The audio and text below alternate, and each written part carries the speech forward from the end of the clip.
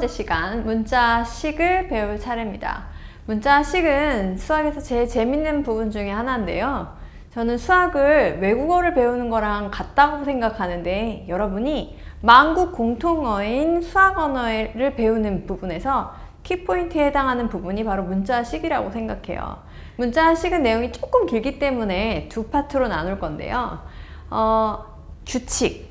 우리만 그렇게 쓰는 게 아니라 모든 나라가 다 그렇게 쓰고 있는 규칙을 일단 기본 규칙을 배우실 거고요. 그리고 시계값 구하는 것까지 일단 언급을 한 후에 두 번째 파트에서는 다항식과 1차 시계 계산을 이어서 설명을 하도록 하겠습니다.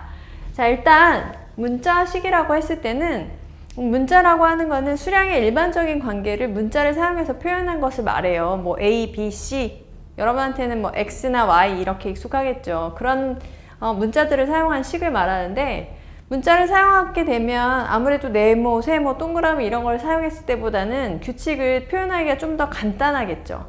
수학 언어는 굉장히 경제적인 언어거든요.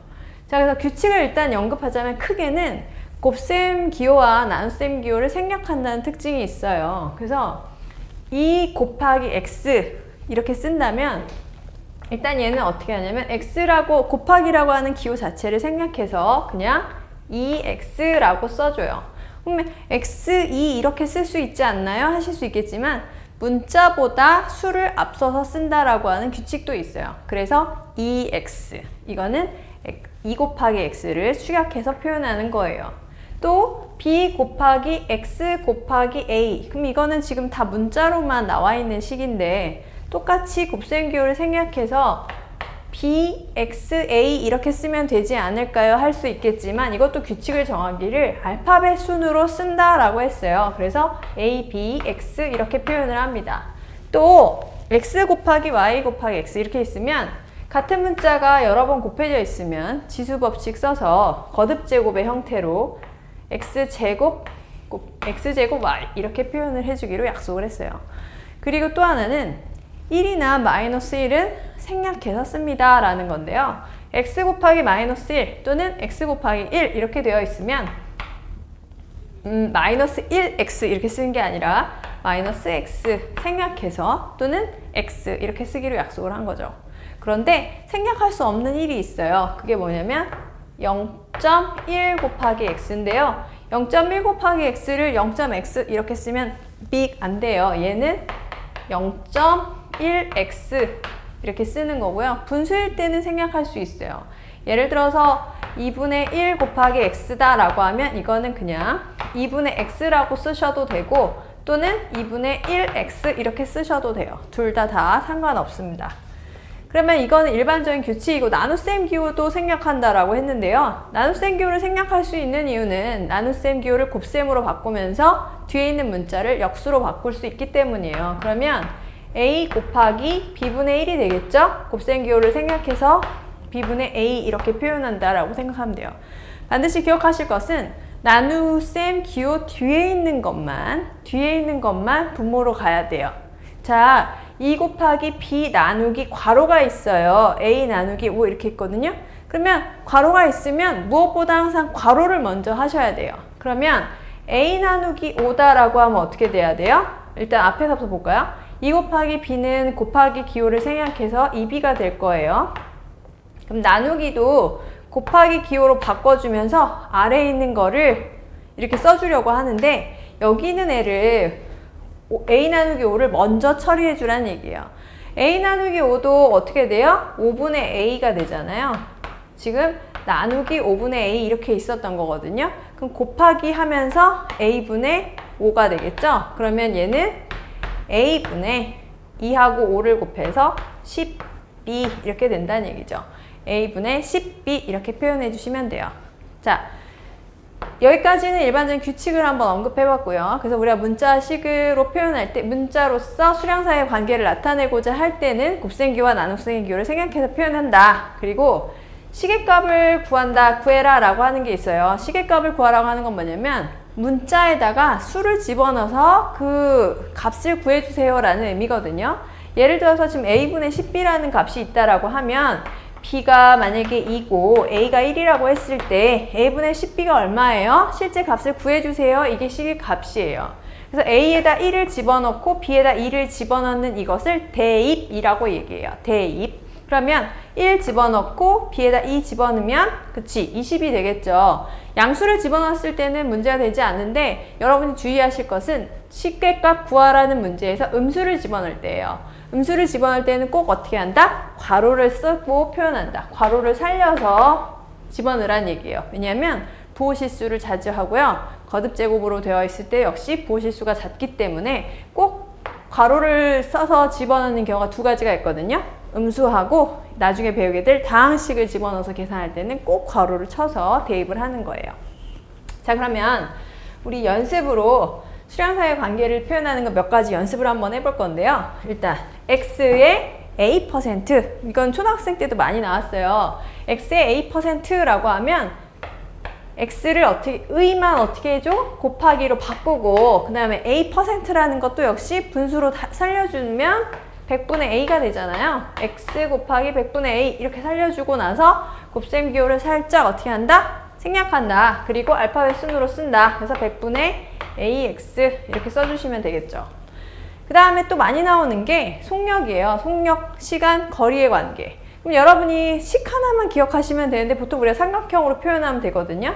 속력은 시간분의 거리와 같다. 속력식을 우리 과학에서도 쓰니까 기억을 해두시고 삼각형으로 이렇게 속력은 시간분의 거리다 쓰고 나서 그러면 시간은 어떻게 표현한다? 속력분의 거리로 표현하고 거리는 얘네들은 지금 대등한 위치잖아요. 곱해주면 돼요. 거리는 속력 곱하기 시간으로 표현합니다. 일단 이거 식 하나를 기억해 두시고 연습을 해보는데 제가 조금 어려운 거를 준비했어요. A 더하기 500m를 시속 60km로 갈 때 걸린 시간을 표현하세요 라는 얘기예요. 제가 왜 이 문제를 했냐면 이 속력과 시간과 거리 사이의 문제를 여러분이 푸실 때는 꼭 단위를 맞추라는 거예요. 미터로 나와 있으면 속력을 뭐로 하냐면 분속으로 맞춰주세요. 그 다음에 킬로미터로 거리가 표현이 되어 있으면 시속으로 맞춰주시면 돼요. 근데 지금 이 문제는 거리는 미터로 나왔는데 속력은 지금 시속으로 나와 있거든요. 1시간에 60km를 가는 속력 이렇게 나와 있어요. 그래서 얘를 뭐로 바꿔주시냐면 분속으로 바꿔주시고 나서 이 표현을 해라 라는 것 얘기를 하려고 얘를 골랐어요. 그러면 1시간에 60km를 간다라는 거는 60분에 60km 가는 거잖아요. 60분 동안 60km를 가는 거니까 그치? 1분에 몇 킬로를 가는 거예요? 1km를 가는 거예요. 분속은 미터로 표현한단 말이죠. 1분에 1km는 그치? 1000m죠. 미터 K가 붙으면 1000배란 뜻이에요. 그래서 1000m를 갑니다. 이렇게 해주시고 아 그럼 분속 1000m의 속력이야. 1분에 1000m 가는 속력이야. 이렇게 해주시고 얘를 시간으로 이제 표현해 주시는 거예요. 시간은 어떻게 표현한다 그랬냐면 속력분의 거리로 표현한다고 했으니까 속력은 지금 1분에 1000m 가는 속력이란 말이에요. 1000 쓰시면 돼요. 그래서 1000분의 속력분의 거리 A 더하기 500 이게 이 문제에서 요구하는 시간이 되는 거예요. A 더하기 500m를 분속 1000m로 갈 때 분속 1000m로 갈 때의 시간은 1000분의 A 더하기 500과 같다. 이렇게 된다는 거죠. 조금 더 쉽게 얘기해서 만약에 4km를 갈 때 걸린 시간 4km를 갈 때 4km를 시속 1km로 갈 때 1시간당 시간으로 써도 돼요. 1시간당 4km로 갈 때 걸린 시간은 어떻게 됩니까? 그럼 시간 어떻게 한다고? 속력분의 거리 해서 4시간 걸려요. 이렇게 표현하면 된다는 거예요.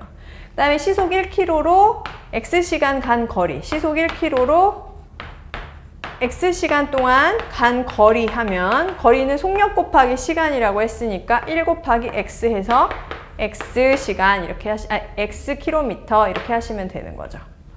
자 여기까지 이해되시죠? 자 그래서 속력도 자주 나오고요. 농도도 식을 기억해 두십시다. 농도라고 하는 거는 뭐냐면 비율이에요. 전체 비율 곱하기 100 이렇게 해주시면 돼요. 그러니까 전체분의 부분 곱하기 100 해주시면 돼요. 주로 소금물이 나오기 때문에 소금물의 양분의 소금의 양 곱하기 100 이렇게 얘기했던 거지만 뭐 그게 설탕물일 수도 있고요. 과학에서는 뭐 용액분의 용질 곱하기 100 이렇게 해서 농도를 얘기하죠. 그러면 이 식 하나를 가지고 여러분이 소금물분의 소금이다.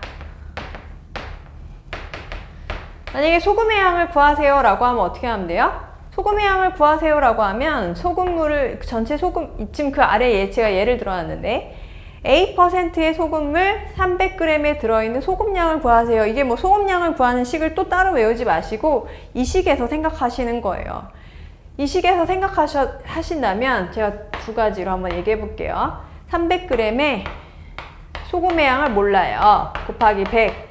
농도는 A예요. 그러면 이 소금량 X를 표현하는 거잖아요. 그럼 이렇게 해서 X는 3분의 X가 A니까 양변에 3을 곱해서 X는 3A예요. 이렇게 표현해도 되고요. 그러니까 식을 조금 변형해서 풀어도 되고요.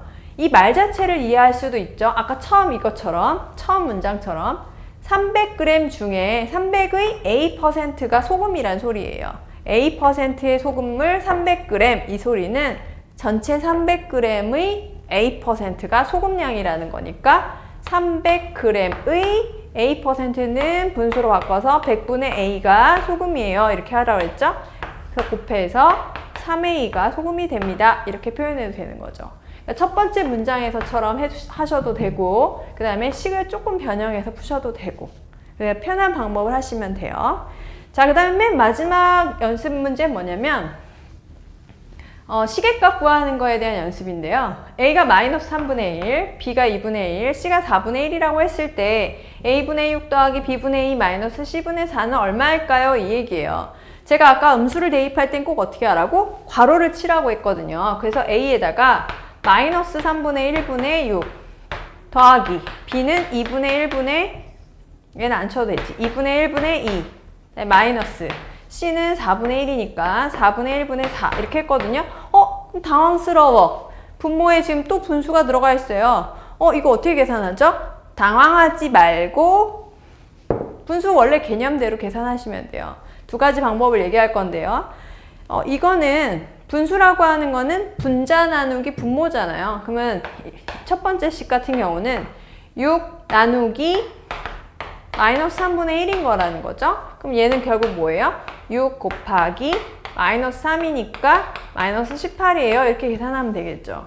그럼 얘가 마이너스 18이라면 얘는 또 4가 될 거고 여기는 빼기 16이 될 거예요. 그래서 빼기 18 더하기 4 빼기 16 해서 마이너스 30 이렇게 계산하셔도 되고요. 이건 지금 분수 개념을 통해서 제대로 계산한 거고 번분수라고 여러분이 들어보셨는지 모르겠어요. 이렇게 분자나 분모에 또 다른 분수 형태가 들어가 있는 거. 둘 다 물론 분수가 들어가 있어도요. 이걸 뭐라 하냐면 번분수라고 그래요. 번분수는 지금과 같은 맥락에서의 계산법을 통해서 어떻게 계산이 되냐면 자, C분의 D분의 A분의 B 이런 꼴로 되어 있을 때 안에서 곱한 거, 이 내양에 있는 것을 아래다 써주시고 그 다음에 바깥에서 곱한 것을 위에다가 써주시면 돼요. 이렇게 해서 나온 과정이거든요. 그럼 예를 들어서 지금 얘 6 같은 경우는 1분의 6으로 살려주는 거예요. 그래서 1 곱하기 1은 아래로 6 곱하기 마이너스 3은 위로 해서 마이너스 18 이렇게 얻으실 수 있다는 거죠. 얘도 다시 1을 살려서 1분의 4 그 다음에 얘도 1을 살려서 1분의 16 이렇게 해서 다시 또 마이너스 34 이렇게 얻을 수 있다는 거예요. 자, 제가 지금 시계값까지 연습을 해봤는데요. 여러분이 여기서 문자를 가지고 그 한글로 표현이 되어 있는 그 문장을 뭐 넓이든 건널비든 부피든 속력이든 농도든 한글로 표현된 문장을 식으로 전환하는 문자를 사용해서 식으로 전환하는 훈련을 많이 해두시면요. 나중에 방정식이든 부등식이든 여러 가지 활용 문제들을 푸실 때 편리하실 거예요. 여기 단원을 여러분이 꼼꼼히 한번 연습을 해보시길 바래요. 자, 그러면 다음 시간에 다항식과 1차식 계산으로 해서 다시 또 찾아뵐게요. 안녕!